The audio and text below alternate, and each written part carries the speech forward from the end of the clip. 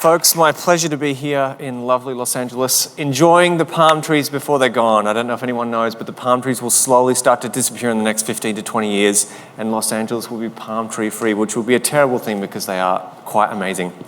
I'm not actually here to talk about palm trees though, I'm here to talk about listening. And I thought I'd actually start off by telling a little story about how it was that I came to recognize that I had ears, which I know sounds like a strange and perverse thing to say, but there was a time before I really recognized that these things, apart from being strangely adjoined bits of flesh to my head, served some purpose. So I grew up in Brisbane, which is, it's on the east coast of Australia, subtropical area, very beautiful. We welcome all comers, come on down. And when I was about 8, my father, who was a man who seeks great leisure in his life, he was a very hard-working guy, but when it was leisure time, he sought to make it as simple as possible so he could relax, take my brother and I somewhere, and just sort of have a moment to himself. So he would take us to this place that was on the waterfront. It was an old port, and there was a huge sand mountain there that he would let us play on. And next to this sand mountain was a swamp. And my father's other great passion, he would come down, he'd do some drawing and generally relax, and he was also a very keen bird watcher. And there was this one particular bird called the reed warbler that he was very, very interested in, and of course, by default, I became interested in. The thing is, the reed warbler is about this big, it's brown, and it lives in reeds, so you can never see it. So my father would give me these binoculars, and you'd put them up to your eyes. I mean, giving an 8-year-old a pair of binoculars when it can barely use its own eyes to give it this sort of hyper vision of reality is just some kind of like terrible, cruel punishment. But my father would give me these, and I'd put them up, and I wouldn't see the bird. I'd be frustrated.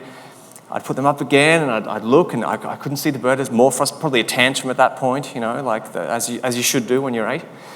And then eventually he said to me, "Look, put the binoculars down. I'm sick of this business. Put the binoculars down. Close your eyes and listen for where the bird is." So, I closed my eyes and I started listening. And then before long, I recognized that there was a certain place that the bird was. And he said, put the binoculars up once you found it. So I did that. Didn't see it the first time, probably not the second time, but eventually I put it up and I was able to see the bird through the binoculars. And it was the first time that I realized that I had ears. It was the first time that I actually remember listening to something as a conscious act and understanding that sound is a kind of way of articulating space.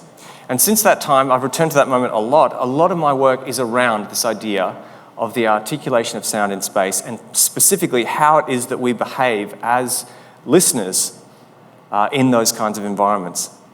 So I do a lot of field recording, which basically is going into environments and trying to extract, I believe, a particular kind of experience out of a set of place and time. So the very simplest example I can give you, if you're going to think about, I think it's very important to differentiate the idea of listening from the kind of habituation of hearing. So for me, listening is a very specific thing. So right now, most of you are hopefully focused on my dulcet tones. But if I stop just for a moment, you suddenly realize there's this rushing in of all the other sounds that are going on around us. The projector, the air conditioning, the lights, all of that material is emitting sound that we are choosing to exclude from our focus in any one moment. So for me, recognizing that is a way of kind of understanding that we are making choices when we listen, and that listening is a kind of participatory thing. It's not ongoing, it's not indefinite, it's something that we tap into and tap out of. And I'm sure we've all had those moments where someone's been talking at a table and the conversation next to us seems a lot more interesting. We kind of tap out and tap into that conversation, and the person kind of asks you a question and you stumble to find the answer because you tapped out 5 minutes ago. That awkward kind of moment, that is part of what we do. We choose to kind of navigate our way through listening.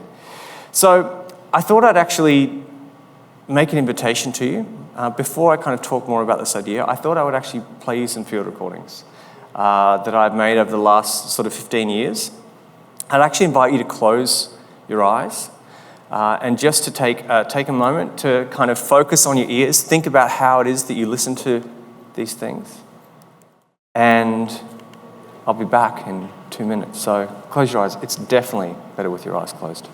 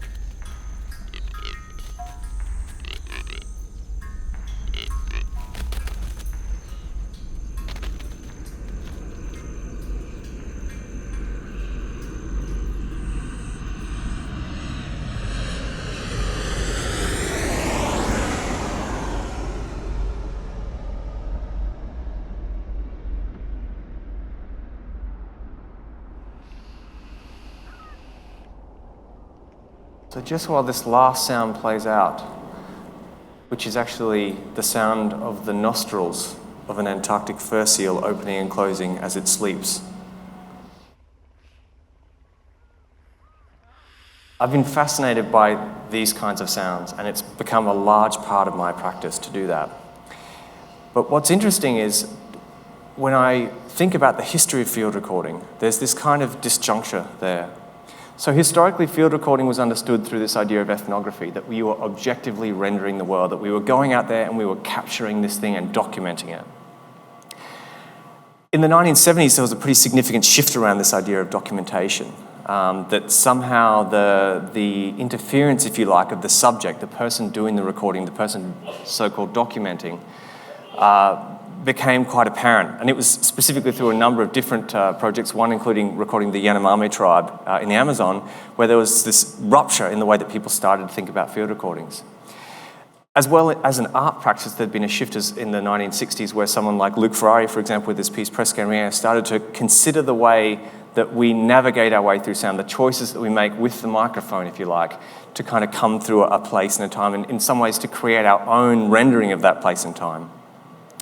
So for me, I was very interested in how it was that the 20th century we understood field recording as a kind of objective ethnographic practice, and somehow now, through the work of people like Chris Watson, Jana Windrum, all these incredible field recorders, we have this art practice, this idea that field recording can be an artistic pursuit. For me, the real question that wasn't really discussed or thought about was, where is it exactly that the art is occurring? Where is the creativity? And what I started to realize, and what I'd like to propose to you, is that in fact the creativity is in the listening. Each one of us has a range of factors that allow us to navigate the work that we do, whether it be in the studio, whether it be in the field, whether it be any number of other applications, mastering, whatever the case might be. It's the listening that contours the way that we approach sound, that gives us our capacity to transform materials so that they become drenched, if you like, in our interests, in our preoccupations as listeners. So for me, one of the things that I really recognize, and I think field recording is a great example of this, is that there is a disjuncture between how it is that sounds might be captured and played, given to others, shared with other people. And there's an author called Peter Shendy who has these two wonderful provocations. Can one make a listening listen to? And if you can you transmit that listening as unique as it is? And for me, field recording is the kind of manifestation of those two questions. Can one make a listening listen to? So it understands that listening is not a kind of holistic thing. You are not listening to everything. You are extracting something out of that moment, and you are making it your focus, this determined kind of piercing into the sound. And at the same time, can you transmit it as unique as this? Well, you need to make a transmission device. There needs to be something that's going to allow you to hold that sound and to be able to share it with others. And so for me, I realized that it's this relationship between these things which give you a kind of, if you like, interior psychological listening. When you're listening, you are focused on the things that are of interest to you. Someone might be thinking, this is the greatest drone concert I've ever heard from that lighting rig. And be like, why won't that guy please be quiet so I can enjoy the drone concert?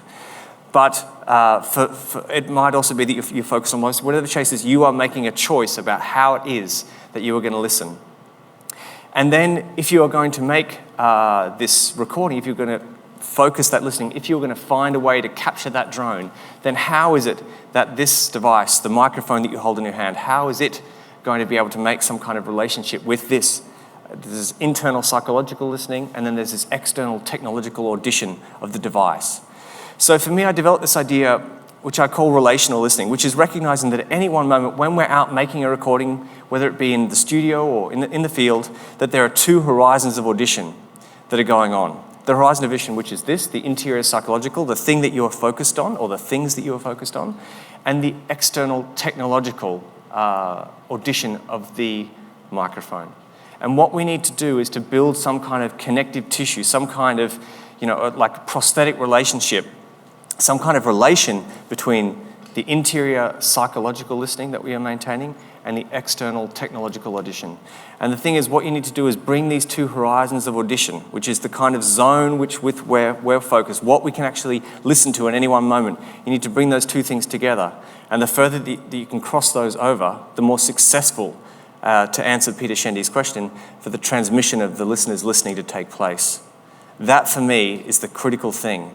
It's a way of actually investing yourself. It's a way, critically, of making something from everything. And I think today, that is the great challenge, is finding that point of articulation in your voice, whether it be with field recording, whether it be with studio practice, whatever the case might be. We have the opportunity to make everything, and the challenge is for us to make something. Thanks.